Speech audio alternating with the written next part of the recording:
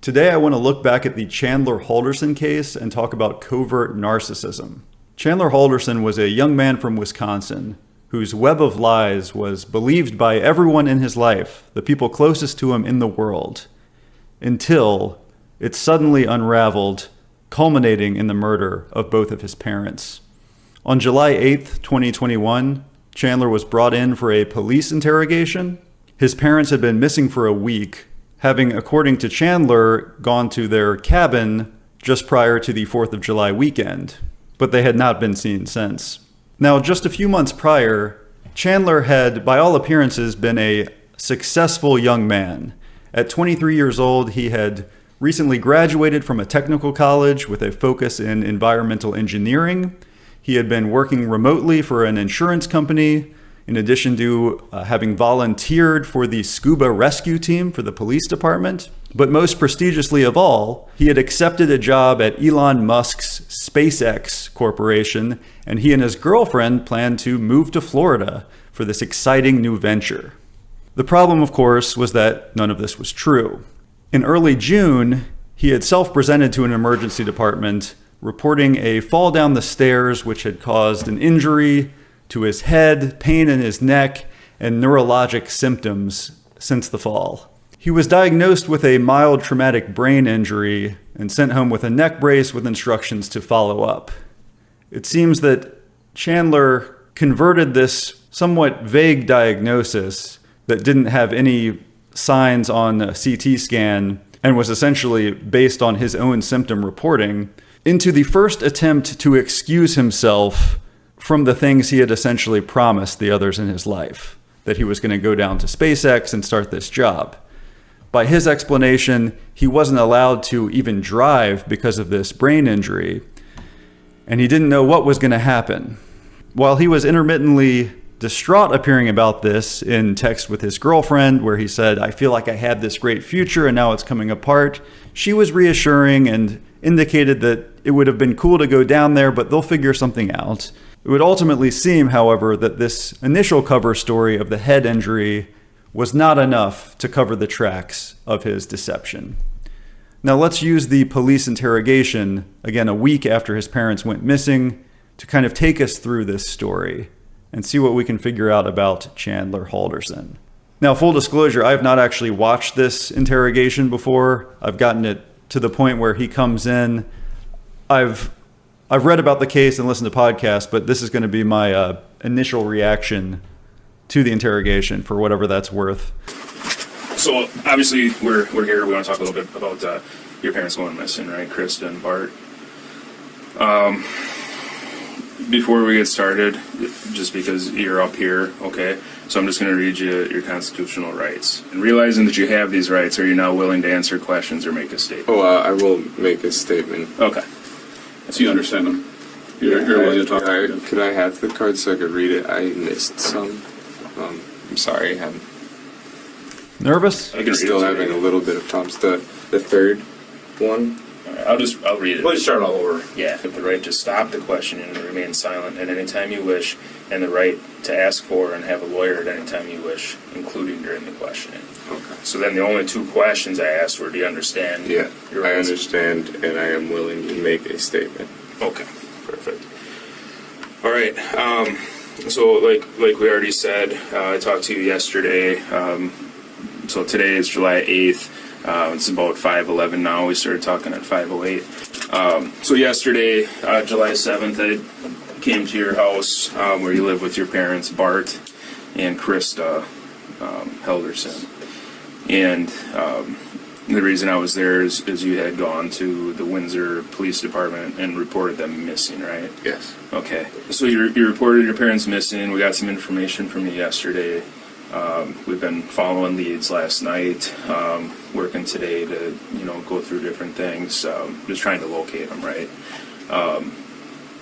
So I guess if you want to start with, let's just go back to last Wednesday. Wednesday. I was with my dad. What time Wednesday? I remember it. It was kind of a bad day. Okay. Why was it a bad day? Well, my mom had work, so she was gone. My dad and I were watching something over lunch. It was The Wheel of Fortune, and we normally have the couch, like with our back facing the table we sat at the end of you coming. Downstairs or upstairs? Downstairs. Okay. In that room with the TV. I tossed the ball, and I smashed the glass. Okay. With the dog's help. Set my dad off, and we tried to clean it up. Okay. I don't know about him, but I got injured. But he was mad. He didn't really talk to me too much that day. I tossed the ball and smashed the glass of the fireplace with the dog's help. So this is a very specific story to be telling about what happened last Wednesday. To me, it sounds like he's jumping at the opportunity to explain why the glass on the fireplace was smashed. He had this story of, throwing the ball, I guess, for the dog to be playing with the dog. He doesn't explain it very well, but I think in his head, he was going to tell this story that I was throwing the ball for the dog. It smashed the fireplace, and that's why there's broken glass on the screen there. And also I got injured, so if I have any injuries, that's why I would have injuries. It seems like he's really jumping at this cover story. It's like he came in with this agenda. I got to explain why this is broken. And so the very first opportunity, what happened last Wednesday, it's this whole story. I got injured is very vague too. Is that how you would describe it? If you had a piece of glass, impale you somewhere, you would just say, I got injured? My mom got home at 5, I believe. That's her normal, 5:20 to 5:30. So you guys were downstairs, just to touch back on that quick. So the couch. So yesterday when we were down in your basement, the couches were In a bed. He helped me put him in a bed before. Okay. Yeah, on Thursday. But they put it into a bed so I could sleep near the bathroom, and the dogs sleep in that floor. So okay. They'll be a lot better if they're sleeping on that floor. Downstairs floor. Yeah, Just cooler for them or something. kind of. Yeah. Probably. Okay. All right. So you were tossing a ball. What type of ball was it? It's this gross, hairy tennis ball that Rizzo loves. All right. So you was tossing that around, broke the fireplace glass. You said you were injured. What type of injury? I got a pretty deep hole in my foot. Last night Mary looked at it and she said the reason it keeps bleeding is because there's glass in it. Oh, So, that's the. You showed us your toe. Yeah, I showed the Okay. detective Lee. Yeah. Okay. Wednesday, back to Wednesday. Yeah. Once I got all the glass out of the dog's hair, that was roughly around 2. And then the rest, he didn't really talk to me. I went back to doing like a job search, kind of just shitting my day away. Just getting games, YouTube maybe. So I want to break here and talk about what he describes as wasting his day away. He says games, YouTube maybe. We have Google searches, not from the day he's talking about, but Google searches on a day of more evidentiary value. We have Google searches from July 8th combined with some YouTube history. And I find these interesting. So the morning of July 8th, do we have a timestamp on this interrogation? So this is the afternoon. So the morning of July 8th, presumably he knows he's going in for a police interrogation. He's wondering what they know. And that in itself is probably a reason he wants to go in for the interrogation rather than pleading the fifth or getting a lawyer. He can't help but need to know what they know because he's quite worried about getting caught, right? So that morning, 9:45 in the morning, he's Googling. First, we have State versus Peter T. Kupaza, which was a case from a couple decades earlier, someone in Wisconsin who was convicted for first-degree intentional homicide of his cousin and had additional charges such as hiding a corpse with intent to conceal.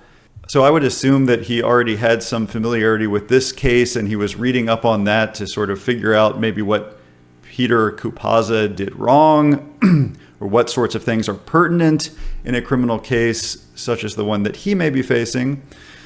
And then we have him looking up Wisconsin dismembered body found, woman's body found in Wisconsin, body found Wisconsin, presumably because he wants to know, was there a body found, or what's known about this? Could I have been discovered having disposed of these bodies?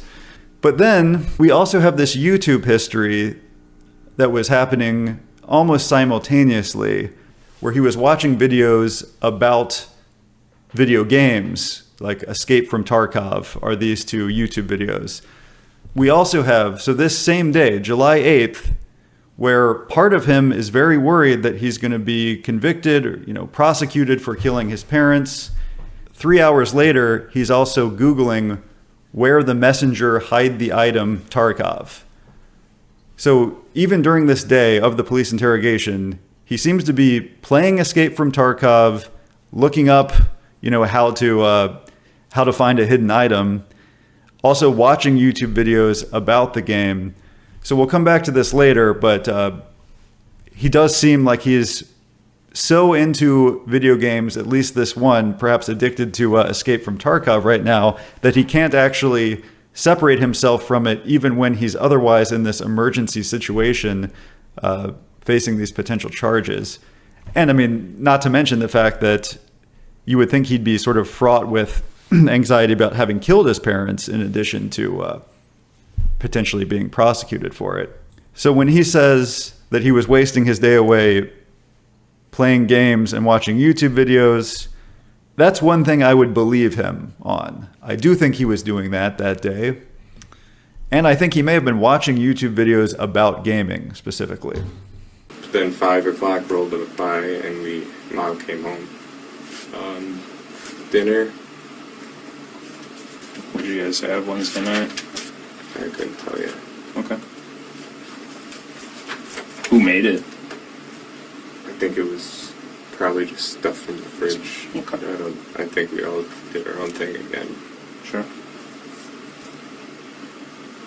By the way, a detective at my house said something's happened, and while we were leaving, people were going inside. Is there a warrant for my house?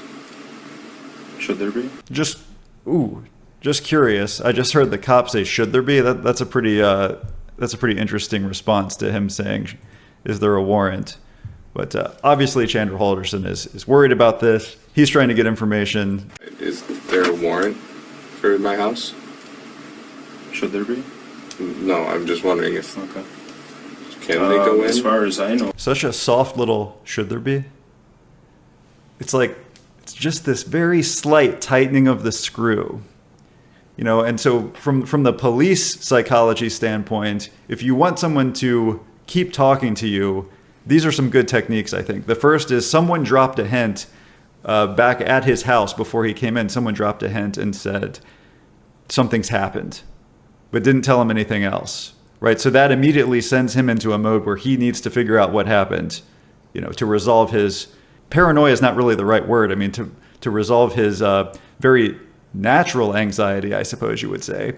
Once he brings it up, this is pretty early in the interrogation, but he can't help but ask, just this little sudden confrontation, should there be? No. I was just wondering. As far as I know, they were at your house and they were going to be there talking to you to ask if you would come up here and talk to us. But Officer Haley just walked pretty much in to the gate, the gate on the outside. She just kind of walked in. I was wondering. Was that when you were getting your wallet? No, we were. I was in the car waiting to leave. I was just wondering if everything's okay. This is basically the detective sort of evading giving answers. He's sort of asking other random questions. Was this when you were getting your wallet? He just doesn't want to give any information. Not sure. So he doesn't have to. He doesn't have to tell Dad Chandler was angry. anything. Was he yelling, or what was? How would you describe Dad being angry?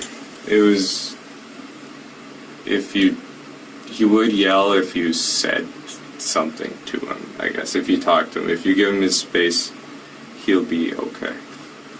So Wednesday night. Wednesday, if you just give him his space. That's all we did. Just give him his space. He wouldn't yell or do anything. Okay.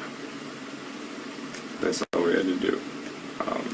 Just Ma and I went to clean, do some laundry, make our beds. What time did your parents go to bed Wednesday night, do you think? I was in bed at 8. You were? Yeah. Okay. And you were downstairs, that's where you've been sleeping, you told me last night? I was in my room Wednesday. Upstairs, okay. Why have you been sleeping downstairs again? You told me last Bathroom. night. The bathroom's right I there. need to be close, because stairs, I can't see too well in the dark now. So, Yeah. Gotcha. And just like last night, I'm jotting some notes, but it doesn't mean one thing is more important than the other. It just means that I need to remember stuff. And sometimes I understand. Gotcha. All right. So, did you sleep with your door closed that night or open? Oh yeah, I always have it closed. Closed door. Yeah, makes sense. I have a feeling they argued a little bit after. Parents did. What were they arguing about? Probably what set my dad off that day, the glass. Us not having food ready. And stuff like that. We just microwave whatever was in the fridge, I suppose. Yeah. Who was upset about that? Dad. Dad was? Okay. He usually doesn't like that. He likes when we cook. Ma and I. Okay. Does he ever cook? I haven't seen him cook. Oh, he grills. He likes to grill. He grilled on Thursday. Nice. Alright. I think I told one officer the green egg he got. It makes terrible food, but yeah. Dad does? Yeah. Oh, the green egg. Oh, the green egg. That's like a grill or something? Yeah, it's insulated and makes everything smoky. Oh, okay. It's random. It's Thursday morning. I wake up.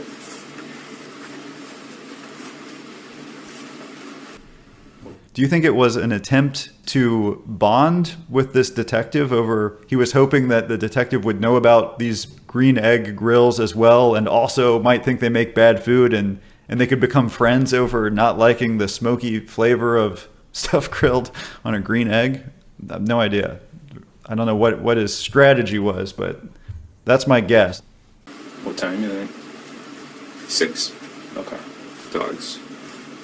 We talked about that yesterday. 6 a.m. is kind of your deal, right? 6 a.m. Yep, that internal clock now.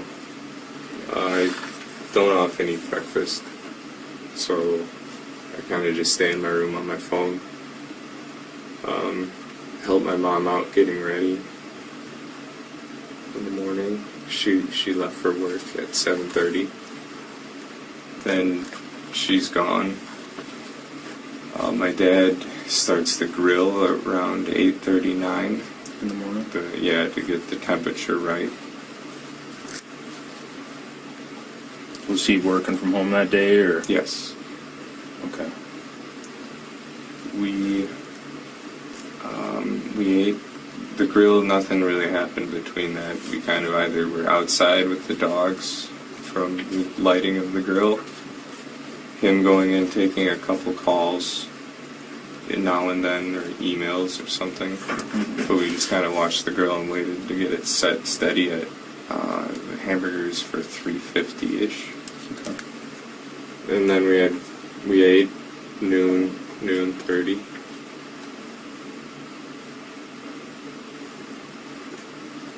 Or 12:30, sorry. Sure. And then we ate noon 30, 12:30, sorry. So here, I actually think he was trying to make a joke again. I mean, kind of a joke, sort of like the green egg thing. I think he wanted a chuckle when he said noon 30. You know, almost like he expected the detective to go, noon 30. Oh, ha, that's so clever, Chandler. You're brilliant calling it noon 30 when it's really 12:30. I don't believe that he misspoke, that he thought it was noon 30 or he accidentally said noon 30 and then corrected himself to 12:30. I think he said noon 30.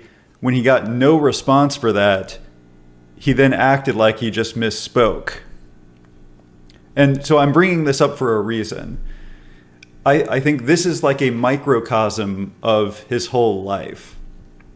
And it's also something you see in covert narcissism, or thin-skinned narcissism was sort of the historical term for it. The idea is that the sort of classical narcissist, the thick-skinned narcissist we think of, is someone who is typically okay with conflict, is almost belligerent at times if he's questioned, or if he fails, that he will lash out or act externally. The thin-skinned narcissist wants the adulation just as much, but his reaction to failure is to withdraw or deny that the failure happened, twist it, as in this case, into, well, I wasn't trying.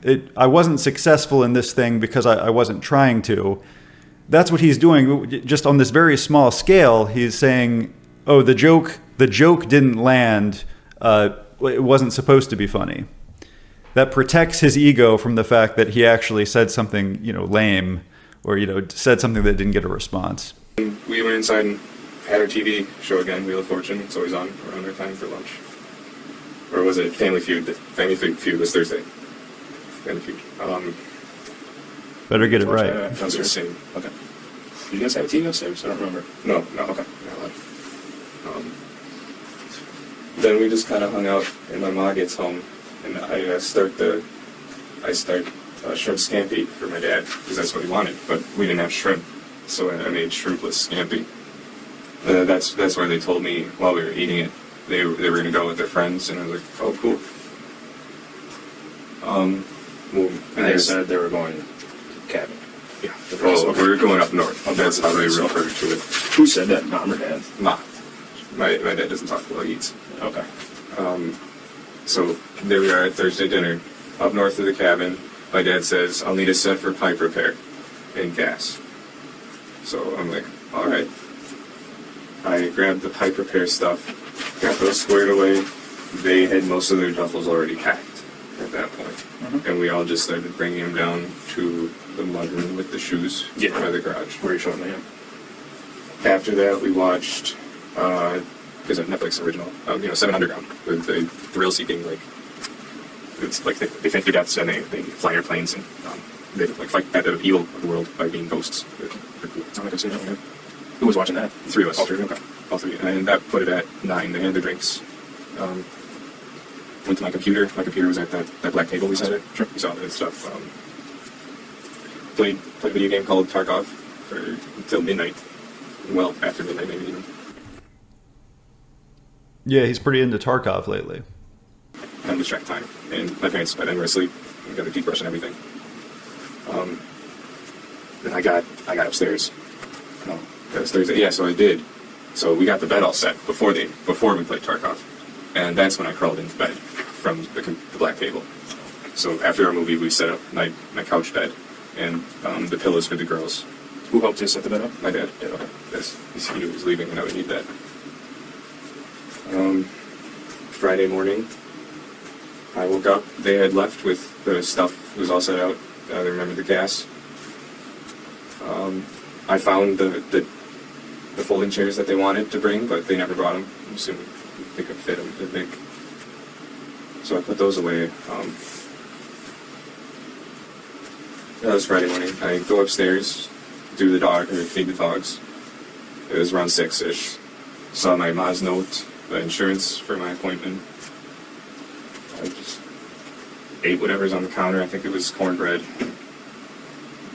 Friday. Yep. No, I went out with Kat Friday night, I believe. What did you do Friday during the day? Oh yeah, let's work backwards. I kind of took the day away. Okay.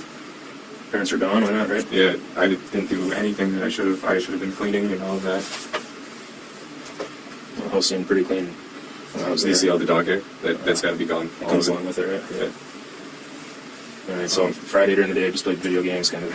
Yeah, then after work, I believe, that was the day Kat came over. After whose work? Kat, she's after 5. her work. 5 is her work when she was off. She was after work. Yeah. She worked at? She works downtown Middleton. Is a farm tech. She, I believe she stayed with me on that couch that night. So what actually happened on that Thursday was that Chandler's father, Bart, had planned a meeting with a school official for him and Chandler to attend. You see, Bart had been wondering for a while a few things about Chandler. One was that why he had never been paying rent, despite the fact that he apparently had this job at an insurance company, and Chandler was giving him the runaround, saying that there was a payroll issue, essentially. He kept redefining a payroll issue that was just about a delay in him getting paid, but was soon to be resolved, forever soon to be resolved. And the other thing he was wondering about was why there had been such a prolonged issue with Chandler being able to get his college transcript. His father had been communicating with various people from the school who were referring him to yet another person from HR or the registrar's office, people with a whole litany of names and email addresses associated with them, but none of who could just give him a straight answer about Chandler's transcripts. When Bart finally got on the phone with the school pretending to be Chandler and trying to resolve the issue himself with a representative from the school, this representative ultimately had to explain that Chandler had not been even attending classes since 2020 and certainly was not in an active student status presently. It was this phone call that motivated the meeting to sort this out. Bart then texted Chandler at 2:10 p.m. in the afternoon and said, "I'm ready whenever you are." This was 50 minutes before the planned meeting with the school between the three of them, and it was the last time that Bart used his cell phone. The point of this 3 o'clock meeting with the school was, from Bart's perspective, because they were at an impasse where he needed Chandler there with the school officials there because Chandler was still trying to oil out with explanations, but from Bart's perspective, they were at an impasse. From Chandler's perspective, they were also at an impasse, and one that could no longer be resolved with words. Evidently, that is why he shot his father in the back that Thursday afternoon. Chandler then texted his mother that his father's phone had died, but could she please pick up soda on her way home from work? She said, "Kay, I can," and a smiley face. Security footage showed her going into the house that afternoon, but there was never footage of her leaving the house. Subsequently, he dismembered the bodies, needing to dispose of them, and that is when he attempted to burn the identifiable parts of the bodies, i.e. his father's head, in the fireplace. From my understanding, it is the composition of the human head with its fascia and fat that was responsible for the explosive reactions in the fireplace that shattered the glass, that thing that Chandler needed to explain early in this interrogation. Over the weekend, when he was hanging out with his girlfriend, he found strangely opportune times to dispose of other body parts, such as his father's torso in the woods near his girlfriend's mom's partner's house, and parts of his mother in the Wisconsin River. So she spent the night over. Yeah. You guys both slept on the couch downstairs? Yeah. What'd you do before you Wait, went to bed? that's Friday night. That might have been my own night. I might be wrong. I'm wrong. I think I spent that night alone. I just kind of gamed online with my friends. Oh, I said Saturday night. I'm so sorry, guys. Yeah, no worries, man.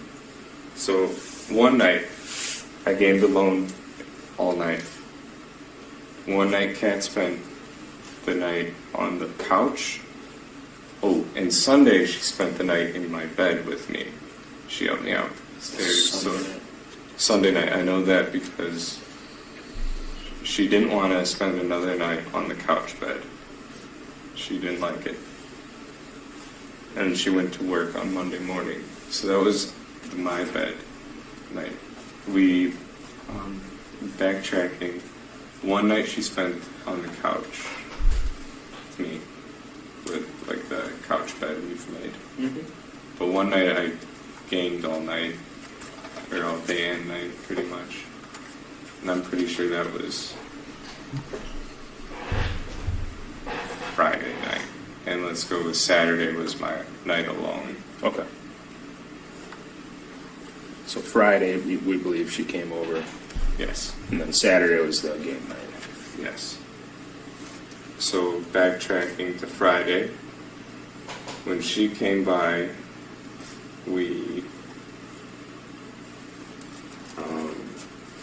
actually we just Bright, no, not Bright. There's this movie or TV series on Netflix. We watched pretty much the entirety of that into the morning. It was an apocalypse show. I don't know the name. What time do you guys think you went to bed?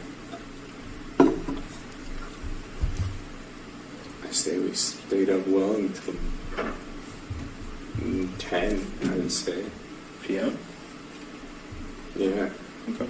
I just have to say, from a kind of police interrogation point of view, he seems so obviously guilty during this interview to me. And one reason is that he's obsessed with these details of what he watched when, like trying to prove all of these specifics that sound like he's trying to essentially establish his alibi, even if he doesn't have people that can vouch for all of these things. In some cases he does, in some he doesn't. But what he's trying to say is, I have all these specific memories of what I was doing.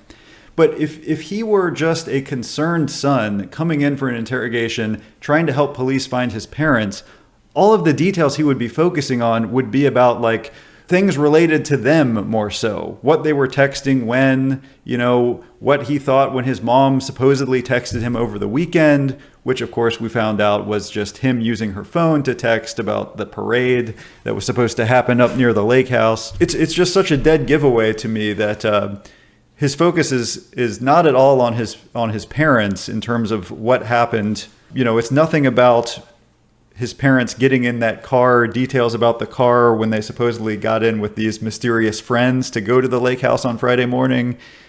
He skips over that part. Of course, by this point, the detectives know that his parents did not actually get in that car, but Chandler doesn't know that the detectives know that. So why wouldn't he, if he were not guilty, why wouldn't he be focusing on those sorts of things? What does he remember about the friends or the car? What did he see then? Because that would be his focus if he cared about them being missing. But what he cares about is establishing that it wasn't him, and so he's obsessive about what he watched when. Wheel of Fortune, Family Feud, this Netflix show. Who cares, right? The only reason you care, Chandler, is because you're trying to establish that you were doing all of these things unrelated to killing and disposing of your parents. Saturday, we didn't do much. She left. This is when I'm really starting to notice my legs. Okay. I'm kind of having the anxiety and all of that, and like getting a little frustrated with myself and all of that.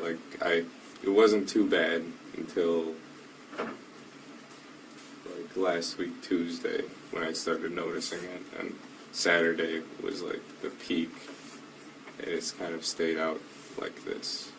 Okay. Peak anxiety And this kind of like set me like to ask for some space, and I just kind of gamed Saturday. Couldn't tell you when I went to bed. I think I might have even stayed up till 2. Yeah, it's just the same game, Escape from Tarkov. So is Escape from Tarkov one of the most addicting games?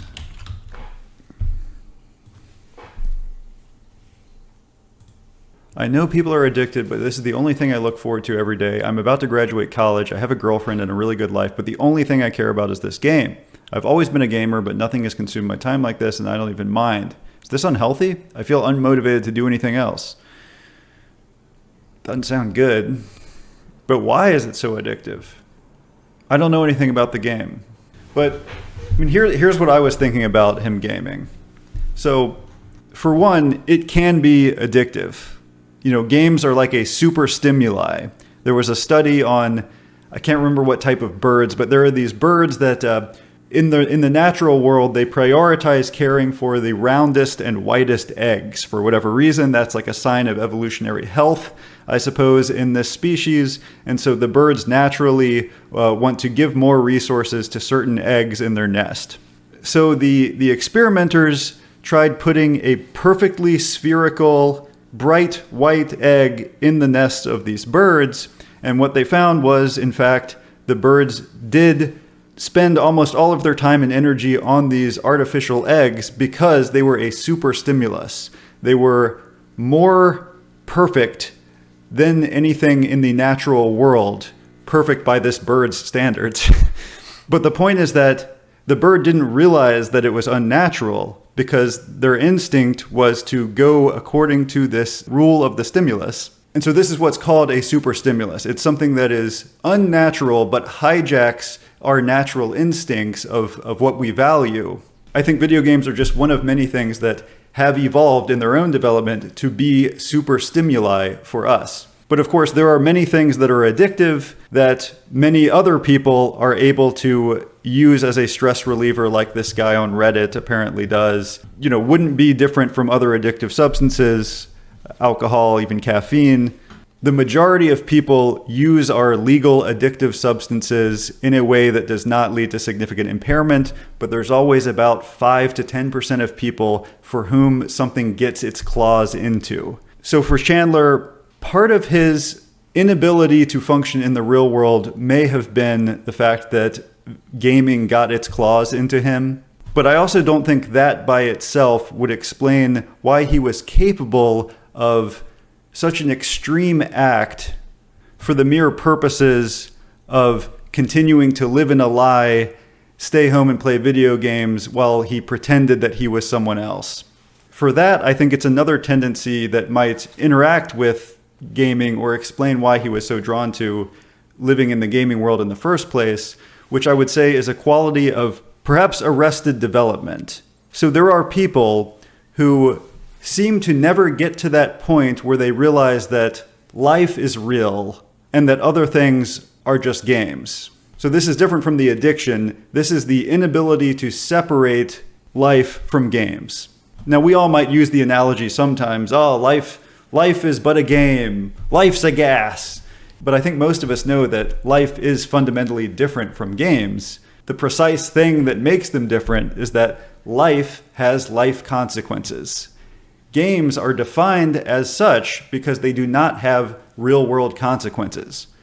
When you're play fighting as a kid, no one is actually getting hurt. That's why it's play fighting. When you're playing sports, they are essentially war games, but one side is not actually killing the other side. They are playing a game. And when you're playing video games and shooting people in the games, no one is actually being shot.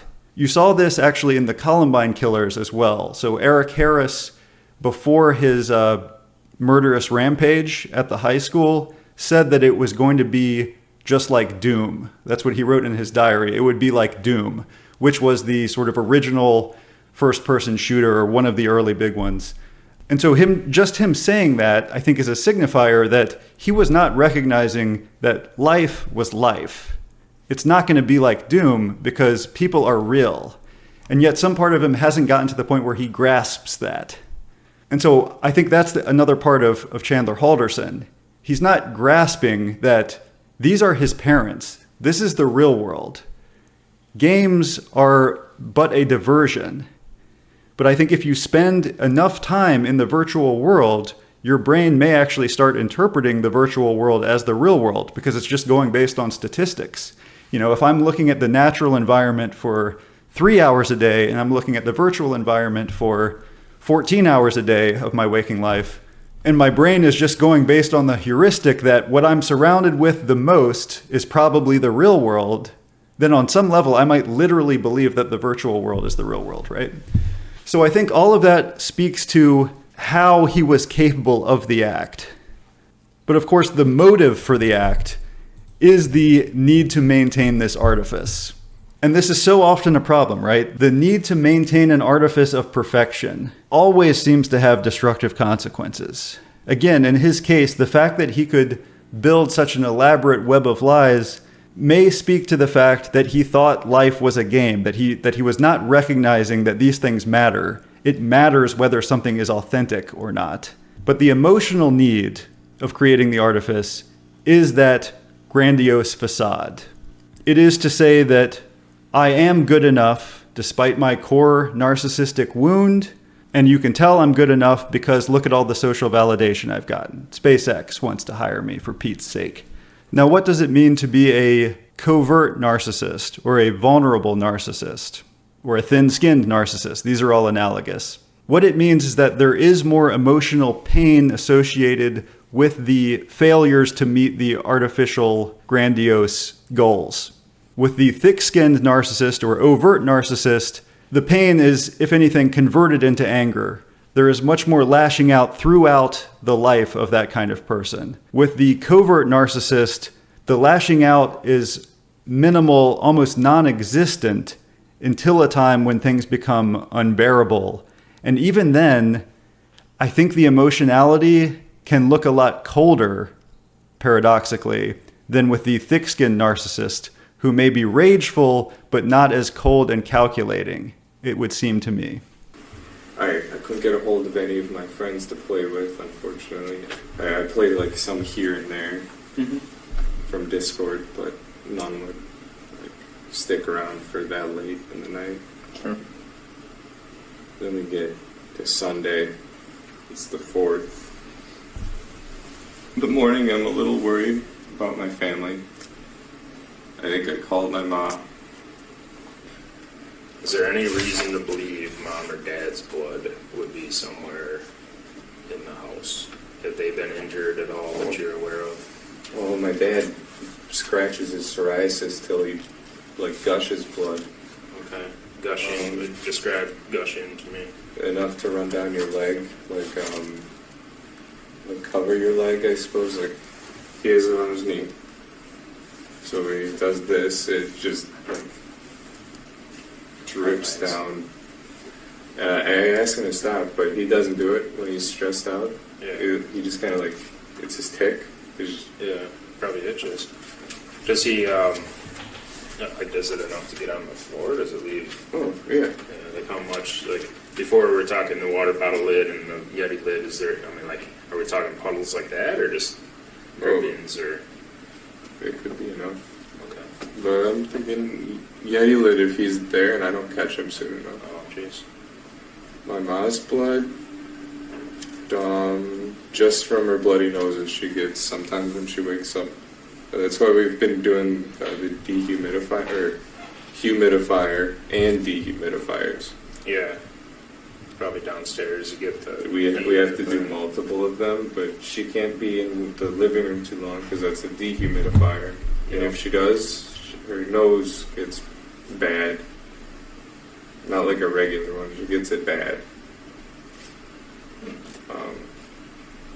But she either goes to the kitchen to fix it, her vanity, or the bathroom.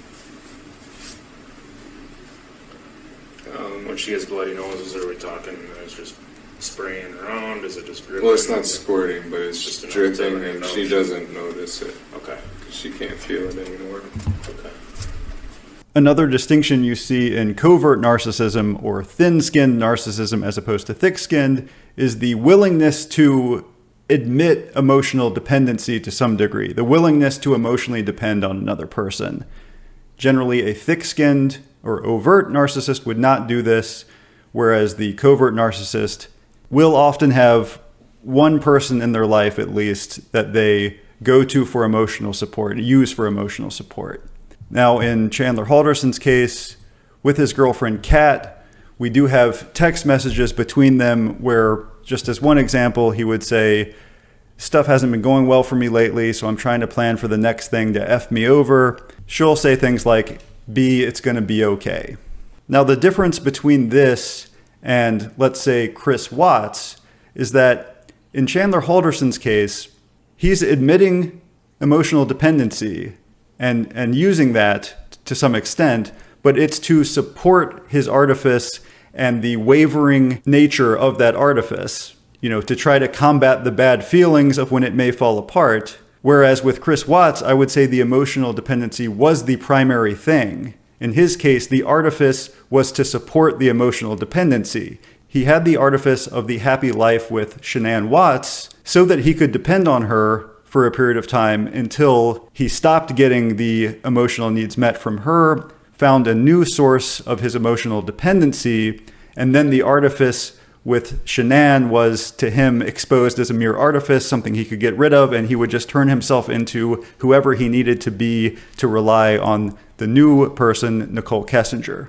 So it's about which one is primary. With Chandler, I'm saying the primary thing is the artifice of social glory. With Chris Watts, the primary thing is the emotional dependency on another person.